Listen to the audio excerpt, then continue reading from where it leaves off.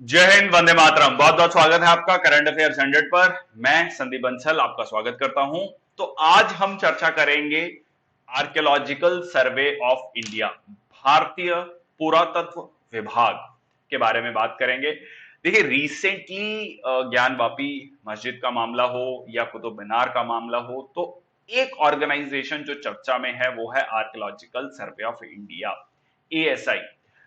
ये मुद्दे क्या हैं ये आज हम डिस्कस नहीं करेंगे। आज हम डिस्कस करेंगे इस ऑर्गेनाइजेशन के बारे में, इस ऑर्गेनाइजेशन का इतिहास क्या रहा है, क्या काम करता है, और अभी इसको लेकर रिसेंटली क्या कह लीजिए चैलेंजेस आए या क्या क्रिटिसिज्म हुआ, उसके बारे में भी जानेंगे। शुरुआत करते हैं आज के सेशन की। A warm welcome once again. Archaeological Survey of India. तो सबसे पहले आर्कियोलॉजिकल सर्वे ऑफ इंडिया, भारतीय पुरातत्व विभाग जो है, अटैच्ड ऑफिस है मिनिस्ट्री ऑफ कल्चर का। तो ये भी अपने आप में एक आपका क्वेश्चन बनता है, फैक्ट बनता है। सीधा सीधा क्वेश्चन पूछ लेंगे, आर्कियोलॉजिकल सर्वे ऑफ इंडिया किस मंत्रालय से रिलेटेड है? Ministry of culture, ministry of Ayush, इस तरीके से आपका क्वेश्चन बन सकता है। रिस्पॉन्सिबल फॉर, या ministry of mines, ministry of home affairs, इस तरीके से चार ऑप्शन हो सकती है। Responsible for archaeological research, conservation and preservation of cultural historical monuments in the country. तो उनकी सुरक्षा करना, उनका संरक्षण करना, जो भी हिस्टोरिकल मॉन्यूमेंट्स हैं हमारे देश में, और इसको लेकर और ज्यादा रिसर्च करना। ठीक है जी। चलिए अब बात कर लेते हैं, थोड़ा सा इतिहास देख लेते हैं। इसकी एब्रीवेशन एएसआई, आम भाषा में एएसआई बोला जाता है। फॉर्मेशन 1861 में, 161 साल पहले। फाउंडर कौन थे? अलेक्जेंडर कनिंघम, ब्रिटिश इंडिया में गवर्नमेंटल ऑर्गेनाइजेशन है, हेडक्वार्टर इसका दिल्ली में है। पूरे भारत को ये जो है सर्व करता है। Official language English and Hindi. Director general अभी के लिए जो है इसके बी विद्यार्थी जी हैं, आईएएस ऑफिसर हैं, सीनियर आईएएस ऑफिसर हैं। Parent organisation is ministry of culture. ठीक है जी। अगर मैं इसकी बात करूं बिफोर इंडिपेंडेंस, देखिए इंडिपेंडेंस के से पहले 1861 से लेकर 1902 तक लगभग जो है इसको बहुत ज्यादा अचीवमेंट नहीं मिली। थोड़ी बहुत अचीवमेंट मिली, बीच में ये भी आया इसके शुरुआती दौर में कि इसको बंद कर दिया जाए, कि बहुत ज्यादा कुछ इस ऑर्गेनाइजेशन अचीव नहीं कर पा रही और बहुत ज्यादा पैसा भी खर्च हो रहा है इसमें। 1902 में Lord Curzon choose a 26 year old professor. उस समय के जो वाइसरॉय थे, उन्होंने चुना 26 year old professor of classical studies at Cambridge named John Marshall to head the survey. Marshall established the post of government epigraphist, encouraged epigraphical studies. इन्होंने ये post जो है एस्टेब्लिश करी, मतलब इनको काफी कम उम्र में आर्कियोलॉजिकल सर्वे ऑफ इंडिया का अध्यक्ष चुन लिया गया। अब इनकी टेन्योर में जो सबसे इंपॉर्टेंट कह लीजिए डिस्कवरी हुई, वो हुई इंडस वैली सिविलाइजेशन की। बहुत इंपॉर्टेंट था 1921 में हड़प्पा और मोहनजोदाड़ो के बारे में। ठीक है। So Marshall was succeeded by Harold Hargreaves, और उसके बाद बनते हैं दयाराम साहनी। दयाराम साहनी का बहुत बड़ा रोल था हड़प्पा और मोहनजोदाड़ो में। ये पहले भारतीय बने, इनके बारे में थोड़ा जानेंगे। ये पहले भारतीय बने जो कि डायरेक्टर जनरल बने आर्कियोलॉजिकल सर्वे ऑफ इंडिया के 1931 से लेकर 1935 के बीच में। तो मैंने आपको जैसे बताया कि he supervised the excavation of Indus valley site Harappa in 1921 and 22। Independence के बारे में के बाद बात करें, आजादी के बाद जो excavation of Indus valley sites at Kalibangan, Lothal, Dholavira, ये कंटिन्यू रहा। तो लोगों को पता लगा कि इंडस वैली सिविलाइजेशन का एक्सपेंशन कितना था, एक्सपेंस कितना था। इसके बाद ancient monuments and archaeological sites and remains act जो पास किया गया। तो जितने भी एंशिएंट मॉन्यूमेंट्स हैं उनको प्रोटेक्ट करने के लिए, और इसके तहत आर्कियोलॉजिकल सर्वे ऑफ इंडिया को मिनिस्ट्री ऑफ कल्चर के अंतर्गत लाया गया।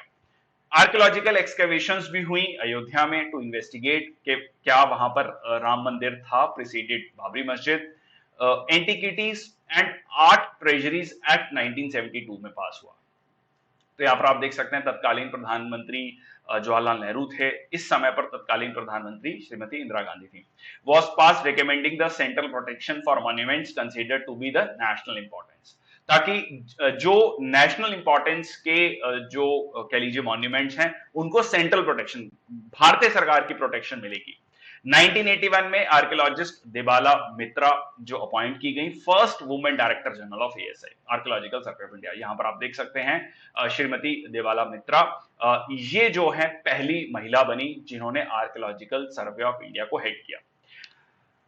अब बात कर लेते हैं ancient monuments and archaeological sites remains act 1958 ASI administer करता है लगभग 3600 से ज्यादा 3650 से ज्यादा एंशिएंट मॉन्यूमेंट्स आर्कियोलॉजिकल साइट्स। अब ये जो साइट्स हैं मंदिर, मस्जिद, चर्च, टॉम्स, सिमिट्री मतलब बरियल ग्राउंड्स, पैलेसेस, फोर्ट्स, सब कुछ इसमें हो सकता है जो एंशिएंट हिस्टोरिकल इंपॉर्टेंस है जिनकी। ठीक है जी।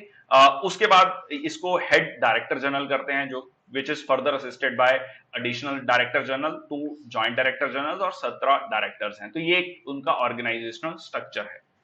अगर मैं बात करूं इस एक्ट की, ancient monuments and archaeological sites remains act 1958, ये भी न्यूज में था कुछ दिन पहले भी।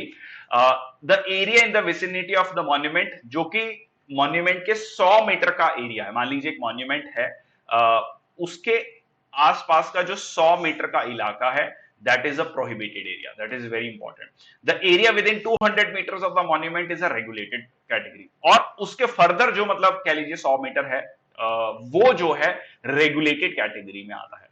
Any repair or modification of buildings in this area requires prior permission. तो आपको आर्कियोलॉजिकल सर्वे ऑफ इंडिया की परमिशन लेने की जरूरत पड़ेगी। अब रिसेंटली इसके बारे में भी ये चर्चा थी, ये रिकमेंडेशन था कि इसको जो 200 मीटर है इसको बढ़ाया जाना चाहिए, इसको 500 मीटर तक किया जाना चाहिए। अभी नहीं किया गया, बट ये रिकमेंडेशन था। सिंपल रीजन, ताकि उन एरियाज को, उसके जो सराउंडिंग एरियाज है उनको भी प्रोटेक्ट किया जा सके। चलिए, अब इसकी रिसेंटली मतलब कुछ साल पहले 2013 में सीएजी ने एक रिपोर्ट दिया था जिसमें कि आर्कियोलॉजिकल सर्वे ऑफ इंडिया को बहुत ज्यादा क्रिटिसाइज किया गया था। क्या कहा गया था इस सीएजी है कंट्रोलर एंड ऑडिटर जनरल।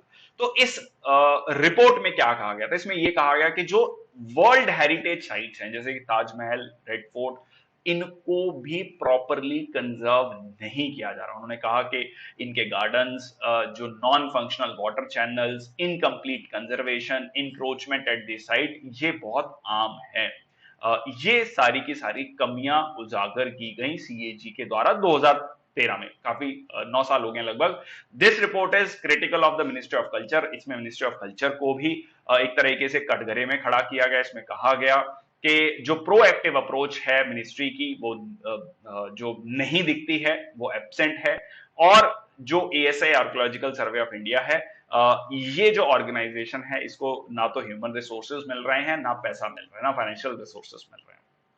उसके अलावा इसमें यह भी कहा गया कि जो 35 मॉन्यूमेंट्स हैं, न्यूमरस ओकेजन पर मिनिस्ट्री ऑफ कल्चर ने पार्लियामेंट को बताया कि 35 मॉन्यूमेंट्स हैव गॉन मिसिंग, मतलब नहीं है, जो लिस्ट है उसमें नहीं। उन्होंने कहा, ये भी कहा कि सीएजी टीम ने लगभग 45% मॉन्यूमेंट्स, लगभग इतने मॉन्यूमेंट्स 1655 मॉन्यूमेंट्स हमने इंस्पेक्ट किए और हमने ये पाया कि इतने मॉन्यूमेंट्स मिसिंग हैं। यस, सही पढ़ा आपने, ये बिल्कुल ऐसा ही रिपोर्ट में लिखा गया था। Now found at fault, the ministry is saying कि figure of 35 was based on a decade old survey. और इन्होंने ये भी कहा उस समय की रिपोर्ट में, मैं दोबारा बता दूं, ये 2013 की रिपोर्ट है, ये अभी की रिपोर्ट नहीं है। No security guards, no CCTV, no baggage checking was found at most of the ASI monuments. ये भी कहा गया कि कोई सिक्योरिटी गार्ड, सीसीटीवी कैमरास वहां पर आपको नहीं मिले, कोई बैगेज चेकिंग नहीं मिली, और जहां पर सीसीटीवी कैमरास हैं भी, वहां पर वो फंक्शनल नहीं है। ठीक है, तो काफी ज्यादा इसमें क्रिटिसाइज किया गया था। इसके अलावा इन्होंने ये भी कहा कि जो एएसआई मॉन्यूमेंट्स हैं, एएसआई प्रोटेक्टेड मॉन्यूमेंट्स हैं, इनमें जो फिल्म शूटिंग है, उनके रेट्स को लेकर भी, मतलब मान लीजिए कोई भी मूवी वहां पर शूट करना चाहते हैं, तो उनके अलग अलग जो रेट्स हैं। इसमें इन्होंने कहा कि देखिए, इंडियन रेलवेज जो है लगभग 30,000 से लेकर 1 लाख रुपए तक चार्ज करता है पर डे के लिए। दिल्ली मेट्रो चार्ज करती है 1 lakh per hour. Delhi international airport charge करता है 5 लाख फॉर 4 आवर्स, 4 घंटे के लिए 5 लाख रुपए for film shooting in their premises. और ये चार्ज करते हैं हुमायूं टॉम्ब और world heritage site of Hampi 5,000 रुपए। ठीक है जी, तो यहां पर इस चीज को भी क्रिटिसाइज किया गया। देखिए, अब आप ये भी हो सकता है कि इसको काउंटर किया जाए कि हम कल्चर को प्रमोट कर रहे हैं, बट इंपॉर्टेंट पॉइंट यहां पर यह आता है कि फाइनेंशियल रिसोर्सेज बहुत इंपॉर्टेंट है इसकी अपकीप के लिए। पैसे की बहुत जरूरत है इसके अपकीप के लिए, जो कि हमने लास्ट पॉइंट पे भी देखा कि यहां पर इनको पैसा नहीं मिल पा रहा है मिनिस्ट्री ऑफ कल्चर के द्वारा एएसआई को, ऐसा रिपोर्ट में कहा गया था 2013 की रिपोर्ट में। तो यहां पर इस चीज को भी क्रिटिसाइज किया गया कि अगर बाकी जो ऑर्गेनाइजेशंस हैं वो अगर इतना चार्ज कर रही हैं तो आपने इन प्राइसेस को इतना कम क्यों रखा हुआ है। ठीक है जी। अब लेटेस्ट न्यूज और क्या क्या रिसेंटली न्यूज में आया है, ये भी कहा गया कि जो नंबर ऑफ मॉन्यूमेंट्स हैं अंडर सेंटर्स प्रोटेक्शन ये और बढ़ सकते हैं, 10,000 तक जा सकते हैं, जो अभी हमने देखा 6,350 के लगभग, उसको और बढ़ाया जा सकता है। The number of monuments under the centres protection could increase as the government is planning a review of those under the archaeological survey of India। तो जो मॉन्यूमेंट्स हैं उनको रिवाइज करके और बढ़ाए जाने की जरूरत है। And the ones protected by the state government, राज्य सरकारों के द्वारा भी प्रोटेक्ट किए जाते हैं। So at present this much monuments nationwide are protected by ASI, जिसमें सबसे ज्यादा नंबर उत्तर प्रदेश में 745 है। ठीक है जी। चलिए, तो ये थी आज की इंफॉर्मेशन। कैसी लगी ये इंफॉर्मेशन प्लीज बताइएगा कमेंट सेक्शन बॉक्स में, और क्या क्या चीजें इसमें इंप्रूव हो सकती हैं वो भी बताइएगा। आर्कियोलॉजिकल सर्वे ऑफ इंडिया के बारे में मैंने बताया आपको, छोटी सी एक वीडियो थी, क्योंकि आर्कियोलॉजिकल सर्वे ऑफ इंडिया बहुत ज्यादा न्यूज में है, तो क्या क्या क्वेश्चन इसमें बन सकते हैं वो भी हमने डिस्कस किए। एक ऐसे टाइप में भी आप इस आंसर को लिख सकते हैं। चलिए, बहुत बहुत धन्यवाद, thank you very much. Please do like, share and subscribe the session. Jai Hind, Vande Mataram, take care. Thank you.